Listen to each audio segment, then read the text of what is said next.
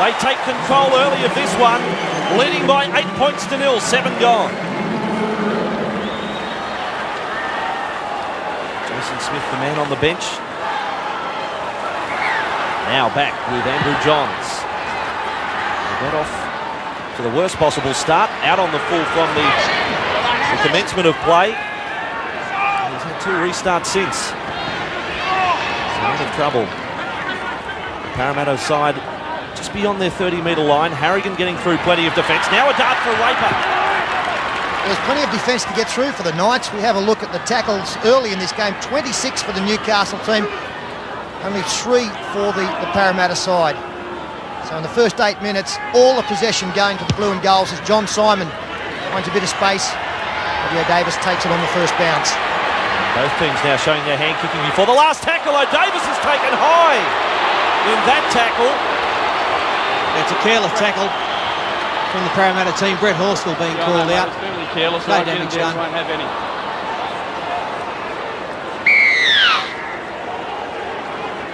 Step of Robbie O'Davis into the arm of Brett Horsnell. Steve Roach, let's get a report from you on Jason Smith. Yeah, well, Jason Smith, as you saw, caught Tony Butterfield's shoulder right on the point of the chin. He's just trying to clear his head at the moment. He'll be back in about 5 minutes. Newcastle possession just inside their 40. Now Harrigan running back to the centre of the ruck. They met in the tackle of Horsnell and also McCracken. Johns there for Muir. That was Matthew Johns delivering the pass. Clements has a race on to get the dummy half. Glanville beats him to that point, and now Matthew Johns again inside the Parramatta 40. Spinning as he met the line, the tackle of Pay and Morgan. Andrew Johns, they trail by 8. Well handled there by Simon, plucking the ball out of the air on the Johns chip over the top. So not much going right at the moment for the Newcastle Knights.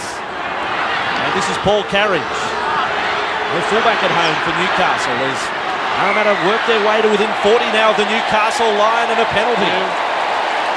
The Newcastle Knights in a moment will be under all sorts of pressure.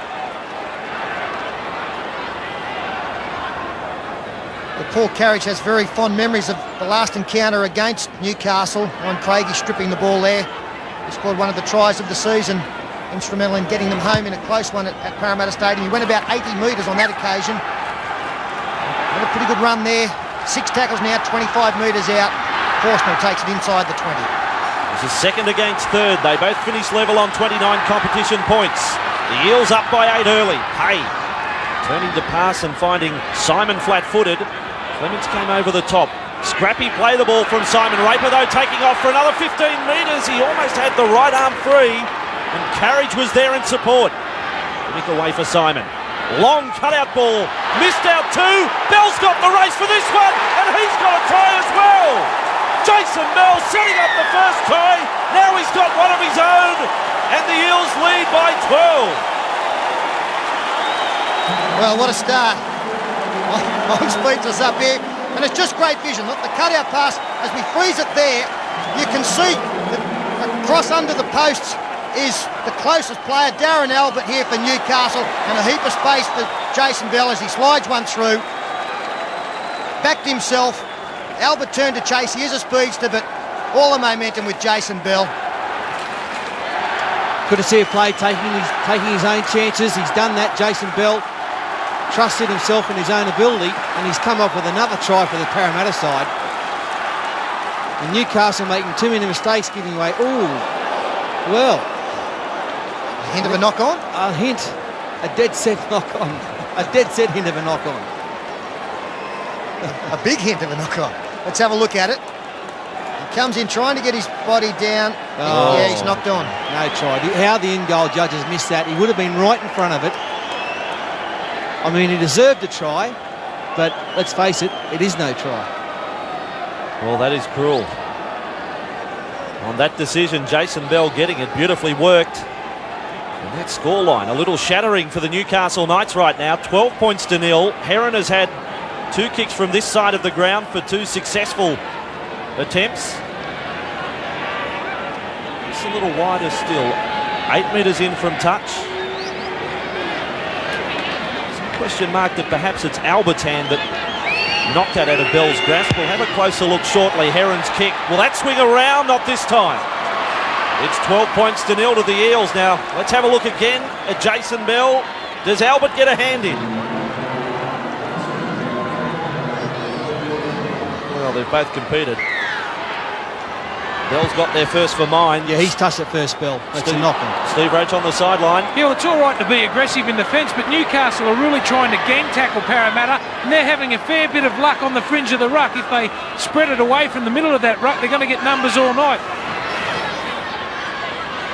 All day, all night. Aaron Pettit is on for the Eels in 18, and now Dean Pay. Big experience for Pettit, local junior, in this finals appearance. Back with Morgan.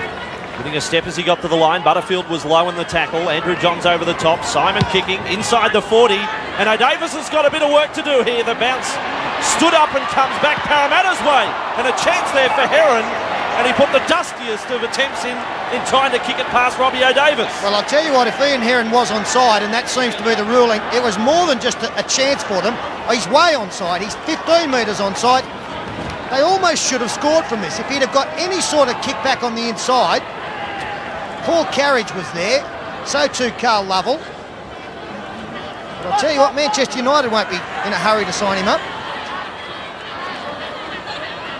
So Newcastle on their own 30 with Mark Glanville. And now Parramatta caught offside. Yeah, Jared McCracken a mile offside there, really made no attempt to get back. Good work from the Newcastle runner to go towards him. Just have a look on the far side. McCracken, well, he's 3 or 4 metres offside and gets involved in the tackle. Newcastle on the end of a start that they applied themselves to Balmain last week when Balmain were looking to stay in finals contention. In the space of 15 minutes, they'd conceded 3 tries, the Tigers. Beaton is back-slammed in that tackle by Raper and Pay. This is a typically big match start from Dean Pay as Muir bumps away. It may have been Bell that he beat, and now picked up by Navali. Newcastle unable to come up with a loose ball. Matthew Gidley was going for it. Still down on the ground. Jason Bell sick and sorry as Nathan Barnes finds some metres up the middle of the ruck. Well, getting to his feet now. Some momentum. Navali out of dummy half going centre field.